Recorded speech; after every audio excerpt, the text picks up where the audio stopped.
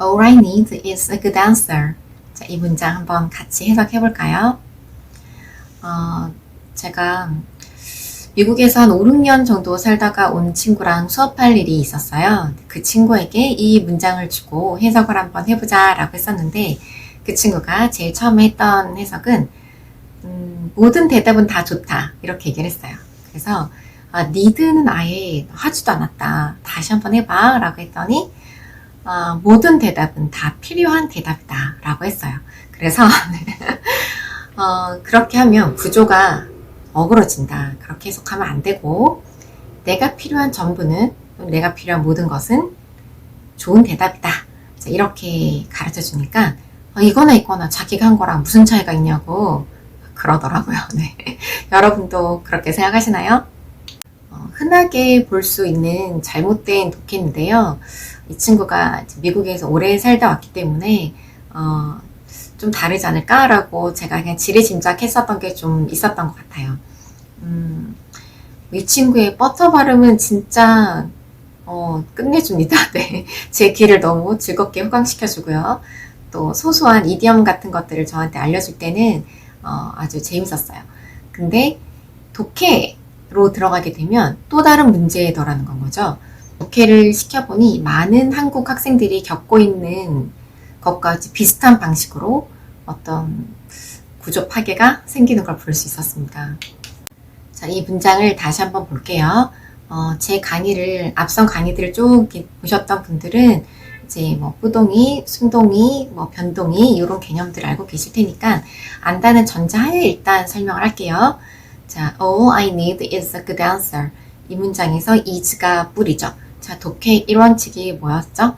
모든 문장의 뿌리는 단 하나가 존재한다. 뿌리를 찾았으면 그 앞에 나오는 모든 것들이 전부 다 주어 자리다. 그 주어 자리는 있는 이가로 해석이 끝나야 된다라는 거. 자, 그럼 이 문장에서는 is가 뿌리고요. 그 앞자리에 놓여져 있는 all I need, 얘가 주어인 건 거잖아요. 자, 이럴 때 all I need를 내가 해결할 수가 없다라는 생각이 들면 이 부분을 전체 X로 대입을 해놓고 X is a good answer 이렇게 가면 문장이 확 줄어들죠. 구조가 더 잘 보이는 건 거예요. 그러면 X는 좋은 대답입니다. 이렇게 구조가 망가지지 않게 해석을 일단 해야 된다는 건 거예요. 동사를 기준으로 앞에 있는 주어에 있는 명사가 저 뒤에 있는 어떤 형용사나 이런 아이들과 왔다 갔다 하는 일이 벌어지면 안 된다는 거죠. 자, X is a good answer. 자, X는 좋은 답변이야 라고 해석이 되면 한결 쉬워지죠. 자, all I need만 해결하면 되잖아요. 자, need는 순동이죠. all과 I 사이에 대시 있었을 거고요. 그게 생략이 된 거기 때문에 내가 필요한 모든 것은, 내가 필요한 전부는 입니다. 좋은 답변. 이렇게 해석이 되는 거죠. 우리 애는 이 책이 안 맞나 봐. 이렇게 우리가 생각할 수 있잖아요. 이제 그런 부분이 우리 애가 이 책을 제대로 독해하는 게 힘들다라는 뜻일 수가 있어요. 그래서 자꾸 책을 바꿔줘 보는 거죠. 하지만 이미 비슷한 수준으로 적힌 원서들은 그걸 읽는 게 아이가 이제 힘든 건 거예요. 간혹 그 중에 좋아하는 책들이 몇 개 있을 수 있는데 그거는 그 안에 들어가 있는 소재가 이 아이가 좋아하는 소재이기 때문에 아이의 배경 지식으로 그 독해의 어려운 부분이 커버가 될 경우에는 이제 한두 가지 종류의 책에 꽂혀서 그것만 읽는 현상이 있을 수가 있죠. 하지만 그렇게 다양한 책을 계속 이렇게 준다고 해서 독해감이 저절로 생기는 거는 아니에요. 이건 마치 냉장고에 좋은 재료 가득 채워뒀으니 요리 실력이 계속 늘겠지? 라고 생각하는 거랑 똑같습니다. 요리에 관심이 있는 친구들이라면 냉장고에 들어있는 다양한 재료들이 이것저것 또 해보고 싶고 이런 마음이 들겠죠. 근데 대부분은 냉장고 문을 열어보고 싶어 하지도 않습니다. 네. 자연스럽게 이렇게 배우는 극소수의 아이들을 제외하고 대다수는 배워야 잘할 수 있어요. 자, 그럼 이렇게 질문하실 수도 있어요. 절대 감을 사용하면 안 되나요? 다음 문장을 한번 예를 들어볼게요. 자, you read this chapter once, perhaps highlighting as you go. 자, 당신이 그 장을 한번 읽는다. 아마도 눈에 띄게 이렇게 하이라이팅 표시하면서 당신이 읽을 때 이렇게 해석이 되어지는데요. 제가 이 as you go를 당신이 책을 읽을 때라고 해석을 했어요. 자, go가 가지고 있는 사전적 의미에 책을 보다라던가 책을 읽다라는 뜻은 없지만 글의 맥락상 여기서 go는 read처럼 해석이 되는 부분이에요. 이럴 때 감이 필요한 건 거예요. 자, 조금 더 추상적인 문장으로 한번 가볼게요. Shadows crept across the room, cast from old furniture as the bright fire made them jump from side to side. 잠깐 멈추시고 문장을 한번 천천히 보세요. 그림자가 가로질러 기어왔어요. 그 방에 이렇게 들이우면서 낡은 가구로부터 밝은 불빛이 만들면서 그것들을 그림자들이 듭니다. 그림자들이 이리저리 춤추도록 이 정도로 독해를 한번 해봤는데요. 자, 이과 성향의 친구들은 이런 해석 굉장히 어려워합니다. 자, 일단 하나씩 살펴볼까요? 그림자가 기어 들어왔대요. 이 creep는 살금살금 기어가다 라는 뜻이 있어요. 보통 뭐 애벌레나 뭐 이런 곤충들, 기어가는 곤충들 있죠? 그런 애들 표현할 때 이 creep라는 단어를 많이 쓰는데요. 여기선 지금 그림자가 방 안에 이렇게 슬그머니 들어오기 시작하는 그런 이미지가 떠올라야 돼요. 자, 근데 그 다음이 cast from old furniture 이라고 되어 있죠. 자, cast는 첫 번째 뜻이 일단 던지다 라는 뜻이 있고요. 두 번째 어떤 그림자를 들이우다 라는 뜻이 있어요. 내가 다행히 두 번째 뜻까지 알고 있었다면 앞에 shadows가 등장을 했으니까 이 cast는 그림자를 들이우면서 라고 해석을 이제 해주면 돼요.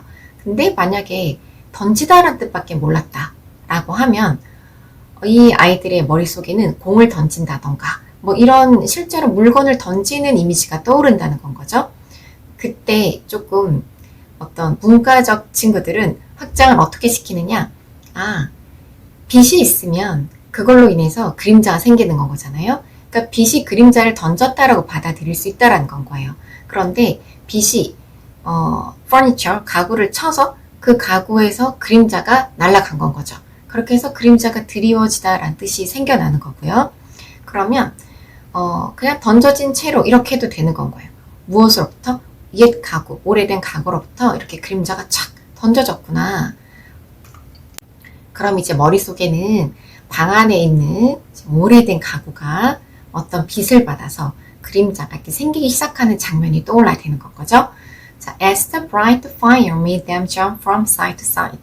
자, 밝은 불길이 만들었어요. 그것들을 그림자가 되는 거죠. 막 뛰게, 점프하게, from side to side, 여기저기, 이거 그냥 직역하게 되면 밝은 불길이 그림자를 좌우로 뛰게 만들면서 이 정도만 해도 사실은 굉장히 잘하는 건데요. 자, 이쯤 되면 이제 이과 성향 친구들이 엄청 화를 내는 거죠. 아니, 그림자가 왜 뛰냐고. 이 이미지가 머리에 떠오르지 않기 때문에 본인이 해석을 잘못했다고 생각하기도 해요. 그림자가 점프할 리가 없다라는 생각이 머리에 들어와 있기 때문에 뭔 말이야? 이렇게 되는 건 거죠. 전 이런 그림을 상상해 봤어요. 방 안에 뭔가 이제 벽난로에서 불이 활활 타오르면서 그 불빛을 받은 방 안에 있는 어떤 오래된 가구, 탁자든 의자든 협탁이든 그런 것들의 그림자도 불빛이 움직임에 따라 그림자도 같이 움직이고 있는 상황을 이렇게 표현한 거구나. 자, 이때는 구조에 맞게 독해하는 실력도 물론 중요하지만 단어들이 가지고 있는 맥락상의 의미를 유연하게 바꿔서 이해할 수 있는 감도 중요해요. 구조를 망가뜨리면 안 된다라는 점에서 정확한 독해가 필요하다고 강조를 하는 건 거예요. 이건 스피킹을 잘하는 거랑은 상관이 없어요. 좀 별개의 문제예요.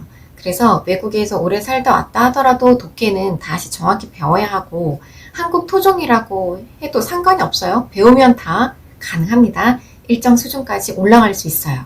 자, 구조가 파괴된다라는 거는 다 아는 단어의 나열로 독해를 해버리기 때문에요.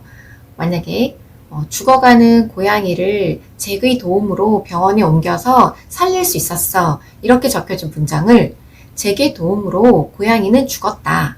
이런 식으로 독해를 하는 경우가 상당히 많다라는 건 거예요. 그렇기 때문에 어떻게 짧게 적혀져 있던 어떤 문장을 의미만 어느 정도 전달이 됐다라고 해서 구조가 파괴된 걸 무시하고 넘어가면 안 되고, 그런 문장을 접할 때부터는 좀 체계적으로 독해를 가르쳐 줄 필요가 있다. 차라리 모르는 부분은 X로 놓고 대입을 해서 X가 이렇게 되었대 라는 식으로 구조가 일단 망가지지 않게끔 해석하는 게 먼저입니다. 이게 되고 난 후에는 그래서 지금 얘가 어떻단 얘기지? 라는 식으로 조금씩 이제 유연하게 생각을 하면서 그 단어가 가지고 있는 여러 가지 확장될 수 있는 범위까지 한번 가보는 건 거죠. 그럴 때는 감이 필요한 게 맞아요. 그러니 제가 정확한 독해가 중요하다고 계속 강요를 드리지만, 어떤 부분에서 그럼 감을 이용할 수 있는가에 대한 설명도 한번 해드리면 좋을 것 같아서 이번 영상은 그거를 말씀드렸습니다. 감사합니다.